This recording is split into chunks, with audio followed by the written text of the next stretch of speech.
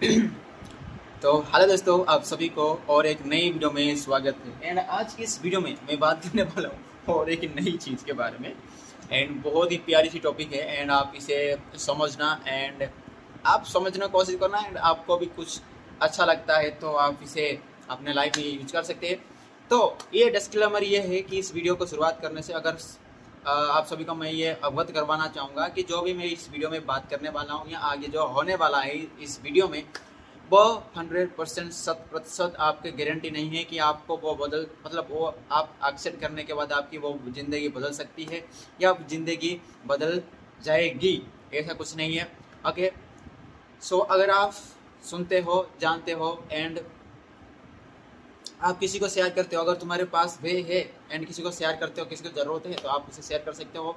And जानने के बाद आप आज थोड़ा, मैं इतना तो गारंटी कर सकता हूँ कि थोड़ा आप अवेयर हो सकते हो। ओके, अवेयरनेस ही चाहिए सभी को, क्योंकि आजकल जो शांति चाहिए मतलब पीस लोग ढूंढ रहे हैं ना, वो कैसे मिलती है?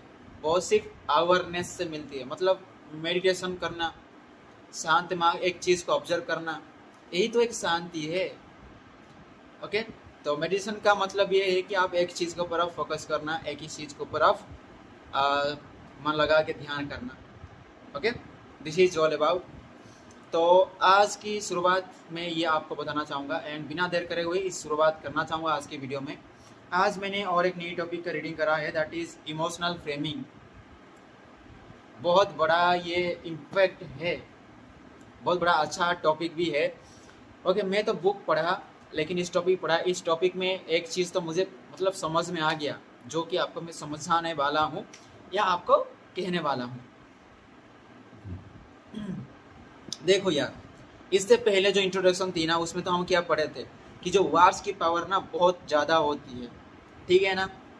वैसे ही यहाँ पर ना दो दो या तीन एग्जाम्पल्स हैं, दो एग्जाम्पल्स हैं जिसमें आपको पता चलेगा कि द वार्स की पावर कितनी है।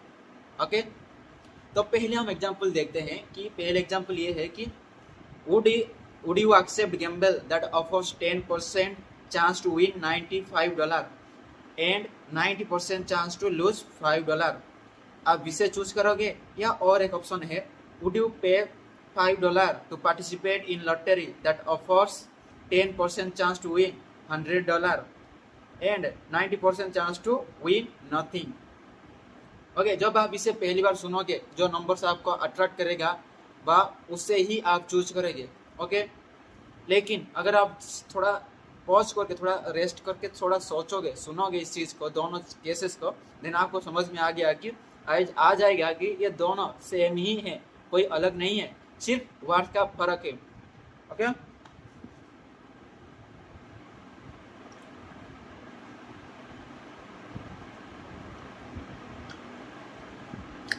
ओके एंड और एक चीज़ ये है कि इसमें आपको बस शेयर करना चाहूँगा कि the activity of the brain was recorded as the subjects made each decision.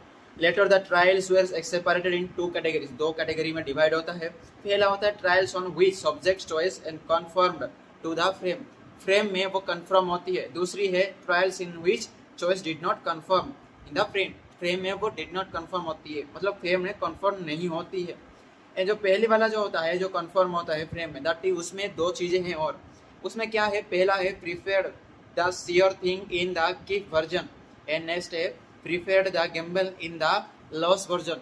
Gain version और लॉस वर्जन आप समझ लेना, इतना ही। ओके, एंड आपको इसमें एक चीज़ है और एक चीज़ है, एक पैसे वाला एग्जाम्पल है कि first subject of the imagine that she received amount of money in the example 50 rupees. Okay sorry 50, हाँ 50 रुपीज़ लेते हैं। एंड एक केस है, ये है कि आप 20 रुपया तुम हारने का चांस है। एंड और एक केस है कि तुम्हें 30 रुपया जीतने का चांस है, मतलब 30 रुपया जीतोगे एक केस में, एंड दूसरी केस में तुम 20 रुपया हारोगे। आप कौन सा चूज करोगे? आप जरूर चूज करोगे भाई 30 रुपया जीतने का। लेकिन आप देखोगे, थोड़ा पॉज लेके अगर सोचोगे, तो ये दोनों ही जो बातें हैं एक ही है, आइडेंटिकल है, कोई अलग बातें नहीं है, सेम एक ही है। ओके, एंड वैसे ही अगर हमें देखा जाए कि और कुछ, ओके और एक एग्जांपल है कि एक डॉक्टर हॉस्पिटल में एक पेशेंट पड़ा है, डॉक्टर ने पेशेंट को आकर कहा कि भाई साहब आपकी जो सर्जरी है, सर्जरी करने के बाद आपकी जो आउटकम निकलने वाली वो किस प्रकार होगी। एंड वो 2 वर्ड्स बोलते हैं, मतलब 2 सेंटेंस बोलते हैं।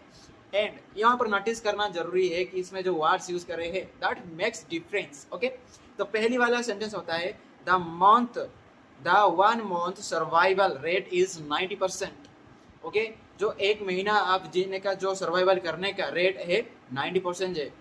एंड नेक्स्ट बोलते हैं कि there is a 10% mortality is the first month. Mortality आपको 10% मोर्टालिटी 1 महीने का है। मतलब आप थोड़ा सोचो, इसमें थोड़ा पॉज करके सोचो आपको कौन सा चूज करना है। ओके, अब देखो जो पेशेंट होता है ना, दूसरी वाला ऑप्शन सुन के ना भाई उनकी गिल्ली हो जाएगी, क्योंकि भाई वो 10% सुना है लेकिन अच्छे से समझा नहीं है। अगर तुम थोड़ा सा पॉज करके उसे अच्छे से समझोगे, सुनोगे, देन आपको पता चलेगा कि ये दोनों चीज़ें कई अलग नहीं है, ये दोनों चीज़ें ना सेम ही है। Okay okay, 1 survival rate is 90% chance है, मतलब सर्वाइव कर पाने का जो चांस है वो 90% है 1 महीने में। एंड 1 month मोर्टालिटी मतलब 10%। मोर्टालिटी मतलब सर्वाइव ना कर पाने का चांसेस है 10%। वही सेम चीज है, ये दोनों चीजें आपको देखोगे तो आपको पता चलेगा ये दोनों चीजें आइडेंटिकल स्टेटमेंट्स है। ओके, तो ये था। एंड आपको एक चीज आपको शेयर करनी है कि ये देखो, आप अभी मैंने 2 एग्जांपल्स देके, मतलब मैंने आपको कहा, दोनों एग्जांपल आपको कहा, उस दोनों एग्जांपल में क्या है कि यहाँ पर सिर्फ वर्ड्स का डिफरेंस है। एंड आपको जहाँ पर अच्छा लगता है ना, आपको पता है, आपको अगर थोड़ा पॉज लोगे, अगर आप थोड़ा उसे कैलकुलेट करके अगर उसका डिसीजन ले सकते हो, बट आपका दिमाग नहीं करेगा। क्यों?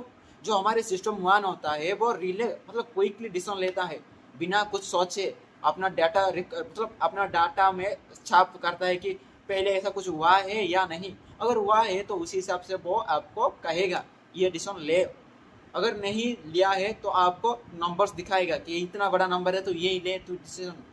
ओके, लेकिन जो सिस्टम 2 होता है वो थोड़ा स्लो होता है एंड थोड़ा लेजी भी होता है, इसीलिए ज़्यादातर आप कहोगे ना इमोशन के आते ही वो डिसीजन ले लेते हैं इमोशन के हिसाब से, क्योंकि वो थोड़ा जो उसे रैशनली सोचना नहीं चाहते, थोड़ा टाइम लेके थोड़ा पूरी तरह से उसका सेपरेट वैल्यू निकाल के उसे कंपेयर करके जो अच्छा लगता है और जो आपको बेनिफिट लगेगा वो चीज़ें आपको डिसीजन लेने में थोड़ा वक्त लगेगा। उतना वक्त करने में आपको तो एनर्जी नहीं है आपके पास, आप तो लेजी हो, क्योंकि सिस्टम तो लेजी है। अगर आप लेजी होगे देन आप करोगे नहीं, देन अल्टीमेटली आपको चूज करना पड़ता है कहाँ, सिस्टम 1 जो कि है हमारी इमोशन के द्वारा गाड़ी चलता है।